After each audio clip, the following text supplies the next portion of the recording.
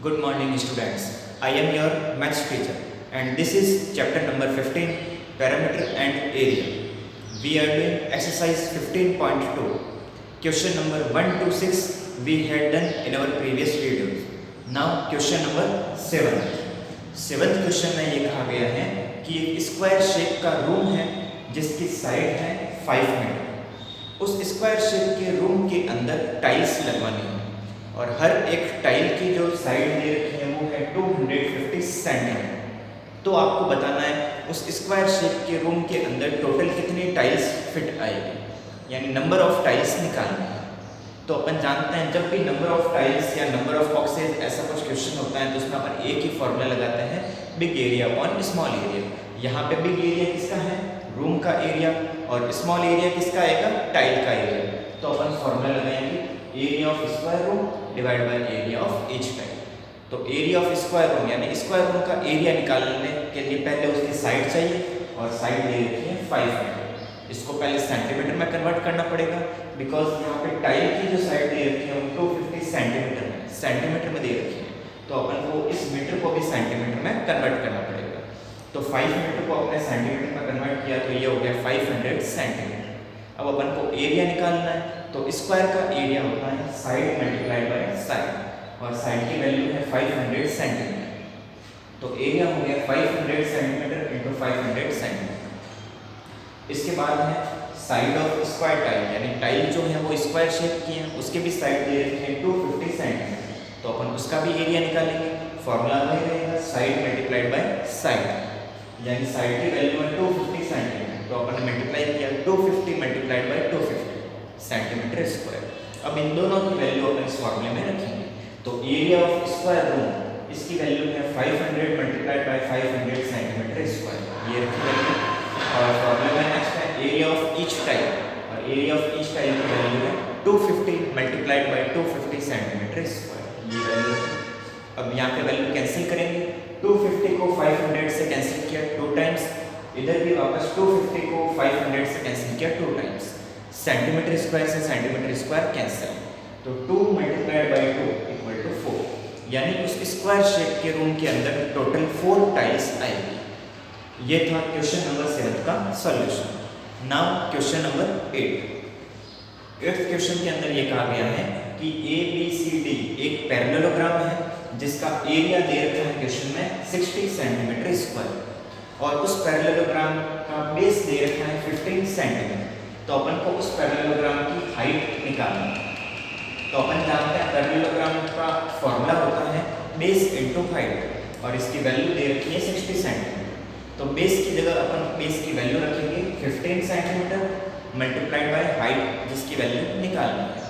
फिर ये 15 सेंटीमीटर इधर मल्टीप्लाई में है, इसको जब अपन उधर ट्रांसफर करेंगे RHS में तो ये जाएगा डिवाइड में। जब 60 को 15 से डिवाइड करेंगे तो वैल्यू आएगी 4 सेंटीमीटर। इट मीन्स उस पैरेललोग्राम की हाइट आ चुकी है 4 सेंटीमीटर। ये था क्वेश्चन नंबर 8 का solution. Now I am stepping aside, take a screenshot and write down in your notebook.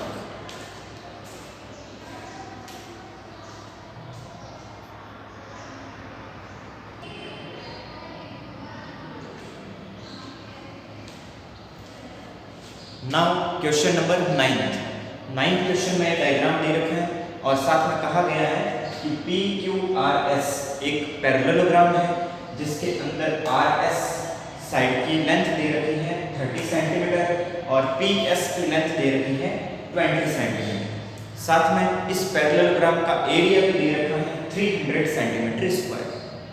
आपको दो साइड की लेंथ बतानी है, दो चीजें बतानी है, PO और RT, इनकी वैल्यू बतानी है।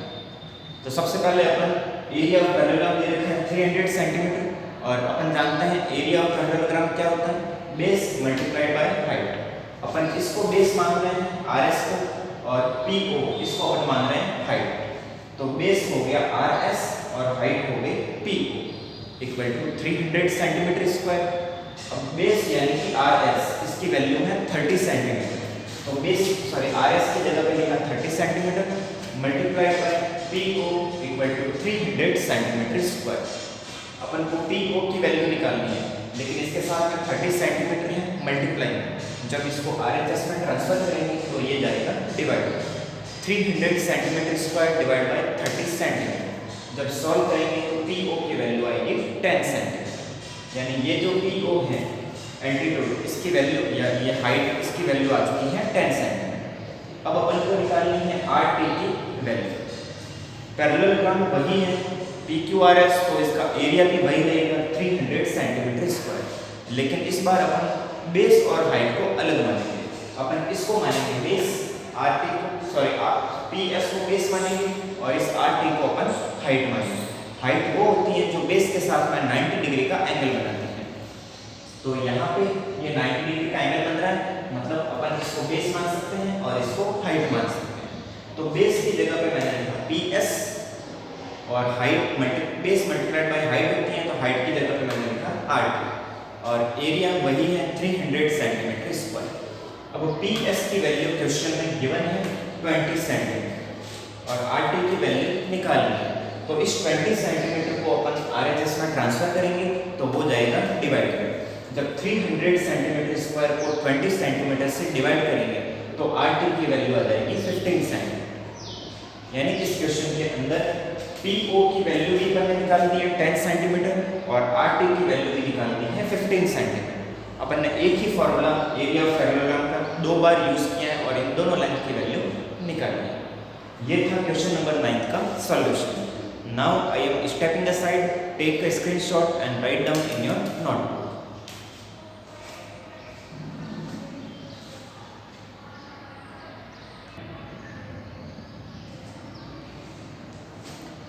Now question number 10। 10th question के अंदर डायग्राम दिया गया है। कहा गया है कि ये पी क्यू आर एस एक पैरेललोग्राम है जिसके अंदर P O equal to 10 centimetre, side R S इसकी लेंथ दे रखी है 24 सेंटीमीटर और ये साइड पी टी इसकी लेंथ भी दे रखी है 12 सेंटीमीटर। तो आपको बताना है आर क्यू की लेंथ क्या होगी। आर क्यू की लेंथ अपन को बतानी है। तो यहाँ पे अपन एरिया ऑफ पैरेललोग्राम निकालेंगे। पहले एरिया ऑफ पैरेललोग्राम होता है base multiplied by height. Base यहाँ पे अपन लेंगे आर एस और हाइट हो गई पी। तो बेस इनटू हाइट मतलब R S multiplied by P. R S की वैल्यू दे रखी है 24 सेंटीमीटर और पी ओ की वैल्यू दे रखी है 10 सेंटीमीटर। जब 24 को 10 से मल्टीप्लाई करेंगे तो आएगा 240 सेंटीमीटर स्क्वायर। यानी इस पैरेललोग्राम का एरिया आ चुका है 240 सेंटीमीटर स्क्वायर। अब अपन इसी पैरेललोग्राम का एरिया वापस एक बार इसको बेस मान के और इसको हाइट मान के रखेंगे। बेस और हाइट वो होता है जिनके बीच में 90 डिग्री का एंगल बनता है। तो यहाँ पे भी 90 डिग्री का एंगल बन रहा है, इट मीन्स अपन इसको भी बेस मान सकते हैं और इसको हाइट मान सकते हैं। तो इस बार अपन ये काम करेंगे बेस इंटू हाइट में बेस की वैल्यू क्या रखेंगे आर क्यू और हाइट की वैल्यू रखेंगे पी। बेस आर क्यू और हाइट पी टी और एरिया अपन पहले ही निकाल चुके हैं 240 सेंटीमीटर स्क्वायर। अब बेस यानी कि आर क्यू की वैल्यू अपने को फाइंड आउट करनी है और हाइट की वैल्यू जो है पी टी इसकी वैल्यू दे रखी है 12 सेंटीमीटर। इस 12 को अपन राइट हैंड साइड में ट्रांसफर करेंगे तो ये जाएगा 240 के साथ में डिवाइड। जब 240 सेंटीमीटर स्क्वायर को 12 सेंटीमीटर से डिवाइड करेंगे तो आर क्यू की वैल्यू आ जाएगी 20 सेंटीमीटर। ये था क्वेश्चन नंबर 10 का solution. Now I am stepping aside, take a screenshot and write down in your notebook.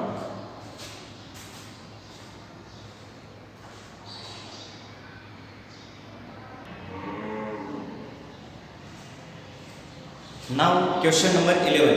11th question के अंदर एक ट्राइंगल दे रखा है एक्स वाई जेड, जिसके अंदर एक्स वाई की वैल्यू है 6 सेंटीमीटर, एक्स जेड की वैल्यू है 8 सेंटीमीटर और वाई जेड की वैल्यू है 10 सेंटीमीटर।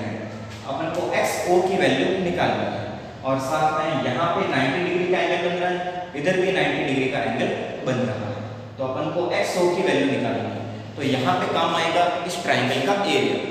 ट्राइंगल का एरिया होता है half multiplied by base multiplied by height. अपन इस ट्राइंगल के एरिया को 2 बार काम में लेंगे। एक बार इसको बेस और इसको हाइट मान के और दूसरी बार इसको बेस और इसको हाइट मान के, क्योंकि मैं बता चुका हूँ बेस और हाइट के साथ में 90 डिग्री का एंगल बनता है।